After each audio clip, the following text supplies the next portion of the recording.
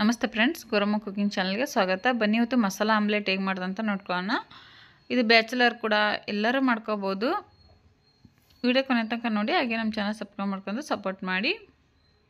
ಬನ್ನಿ video start ಮಾಡೋಣ. 3 ಮೊಟ್ಟೆ ತೊಗೊಂಡಿದ್ದೀವಿ. ಈ 3 ಮೊಟ್ಟೆನ ನಾವು ಒಂದು ಬೌಲಿಗೆ ಸೇರಿಸ್ಕೊತಿದ್ದೀವಿ. ರುಚಿ ತಕ್ಕಷ್ಟು ಉಪ್ಪು ಕೂಡ ಹಾಕ್ಕೊಂಡಿದ್ದೀವಿ.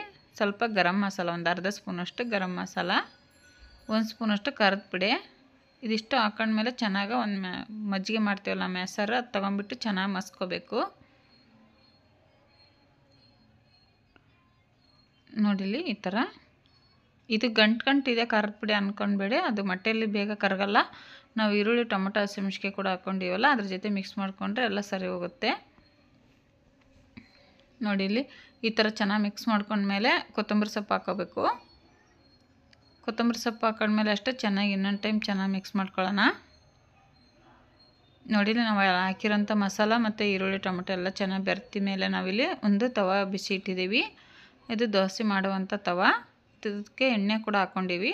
ತವಕ್ಕಾದ ನಂತರ ಇವಾಗ ಮಿಕ್ಸ್ ಮಾಡ್ಕೊಂಡಿದ್ವಲ್ಲ ನಾವು ಮೊಟ್ಟೆ ಮಿಶ್ರಣನ, ಅದು ಕೂಡ ಹಾಕ್ಕೊಂಡ್ಬಿಟ್ಟು ಚೆನ್ನಾಗಿ ಈ ರೀತಿ ಎಲ್ಲ ಕಡೆಗೂ ಸ್ಪ್ರೆಡ್ ಮಾಡ್ಕೋಬೇಕು.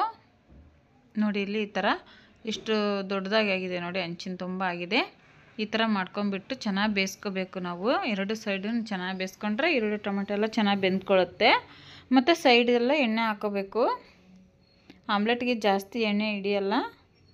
ಇವಾಗ ಬೆಂದ ಮೇಲೆ ನಾವಿಲ್ಲಿ ಎಲ್ಲ ಕಡೆಗೂ ಫಸ್ಟು ಒಂದು ಚುಂಚಕದಿಂದ ಎಲ್ಲ ಬಿಡಿಸ್ಕೊಂಡ್ಬಿಟ್ಟು ತಿರುವಿ ಹಾಕ್ಕೋಬೇಕು. ನೋಡಿ ಅರಿಯುತ್ತೆ, ಹುಷಾರಾಗಿ ಎತ್ತಾಕೊಳ್ಳಿ.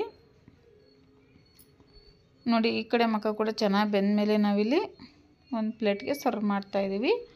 ನೋಡಿ ಆಮ್ಲೆಟ್ ರೆಸಿಪಿ ಎಷ್ಟು ಚೆನ್ನಾಗಿ ಬಂದಿದೆ ಅಂತ ಹೇಳ್ಬಿಟ್ಟು. ನಿಮಗೆ ಇಷ್ಟ ಆದರೆ ಲೈಕ್ ಮಾಡಿ, ಕಮೆಂಟ್ ಮಾಡಿ.